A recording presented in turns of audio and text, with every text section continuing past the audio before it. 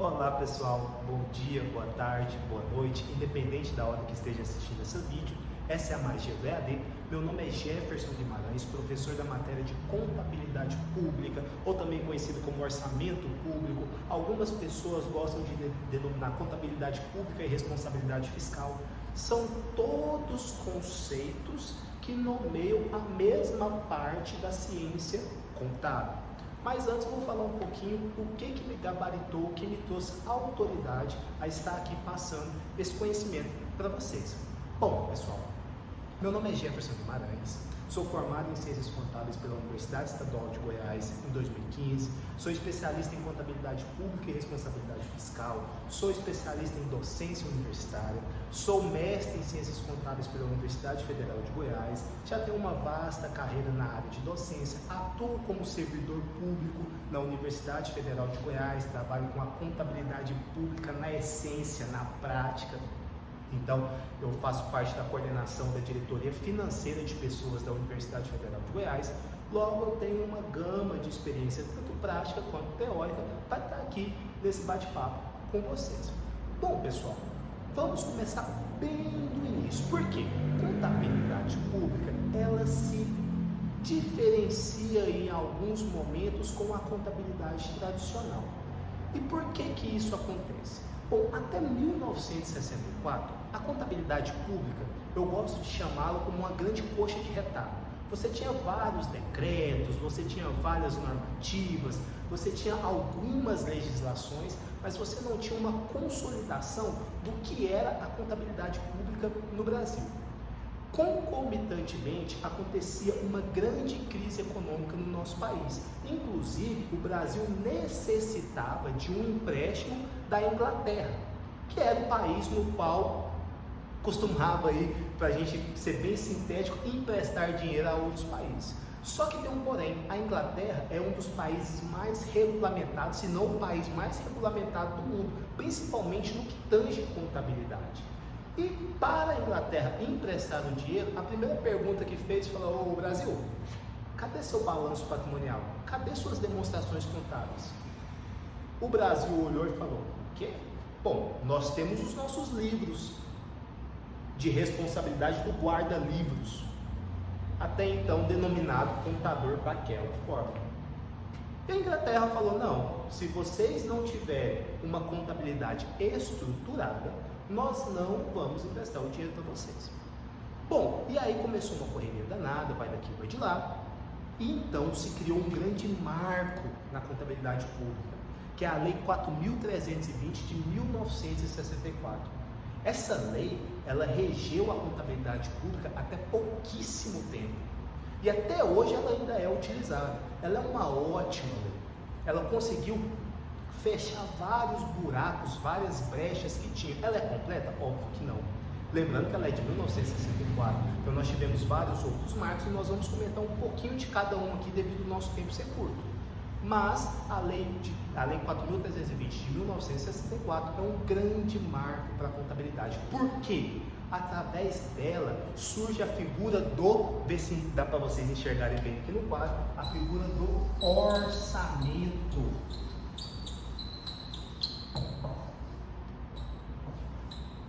Orçamento. Até então, pessoal, não se tinha definido o que era orçamento público. Eu gosto de dizer que orçamento nada mais é do que você expor para a sociedade aquilo que você planeja arrecadar e aquilo que você planeja executar como despesa. Nós podemos resumir o orçamento dessa forma, de uma forma que fica fácil para a população entender. Isso é outra coisa que eu sempre bato na tecla. Orçamento público, denominações públicas tem que ser de fácil entendimento, porque o principal usuário da contabilidade pública é a sociedade. Qual o principal usuário da contabilidade societária tradicional? O investidor.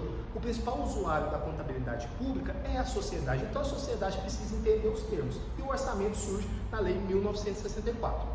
Bom, porém ele surge, ele não é cumprido, ele é vago, se tem simplesmente uma peça orçamentária que nós podemos dizer aí que era quase que figurativa. Com o advento da Constituição de 1988, isso mudou. Por quê? A Constituição de 1988 vem estabelecer outras 3 diretrizes, digamos assim, ou 3 legislações, ou 3 obrigações, que é o quê? O PPA, o Plano Plurianual, a Lei de Diretriz Orçamentária, a LDO, e vem aprimorar a LOA, que é a Lei de Orçamento Anual, a Lei Orçamentária Anual, que já existia lá com o advento da Lei 1964. O PPA nada mais é do que um planejamento que o governo faz para reger os próximos 3 anos. Então, um planejamento de 3 anos. Na verdade, a duração dele é de 4, mas cada governo rege somente 3 do seu próprio PPA. Por quê? No último ano de governo, ele vai executar o PPA anterior. Isso é uma forma de amarra para você não deixar um monte de planejamento, um monte de projeto parado, só porque o governo saiu e entrou um governo novo. Então o PPA vem trazer esse planejamento. A Lei de Diretriz Orçamentária vem direcionar o que realmente tem de importante naquele ano para ser executado, que está lá no PPA. Bom, e a LOA nada mais é do que a previsão de receita e a previsão de despesa aprovada anualmente. É muito importante, porque receita orçamentária nada mais é do que aquilo que nós disponibilizamos para o governo. E despesa orçamentária é aquilo que ele converte os nossos impostos, os nossos tributos, em benefícios para a sociedade. Logo, esses conceitos são de suma importância. Contudo, ainda tinha brechas, tinha problemas, e aí vem um dos grandes marcos também da contabilidade pública, que é a Lei de Responsabilidade Fiscal. A Lei de Responsabilidade Fiscal, a Lei de 2000/2001, ela vem para trazer o quê? Principalmente transparência para as contas públicas, ou um termo americanizado bastante utilizado, que é accountability. Vem trazer a transparência para as contas públicas, tem que ser tudo público literalmente, a população tem que ter acesso, as pessoas têm que saber o que está acontecendo, e vem trazer também as metas orçamentárias. As metas orçamentárias falam do que, pessoal? Receita, despesa, receita primária, despesa primária, dívida consolidada. Vem fazer todos esses pontos, fazer essas amarras que nós vamos abordar na nossa disciplina de uma forma muito mais analítica do que eu estou fazendo aqui. Aqui eu estou dando uma passada na história da contabilidade pública. Bom, entretanto, porém, tem um problema. A contabilidade pública, ela se distanciava da contabilidade tradicional. Por quê? Os conceitos dela não batiam com os conceitos da ciência contábil, e isso é um grande problema. Por quê? A ciência contábil é a ciência que estuda o patrimônio. Logo, se ela estuda o patrimônio ele tem várias nuances, ele tem uma profundidade, ele tem uma complexidade muito grande.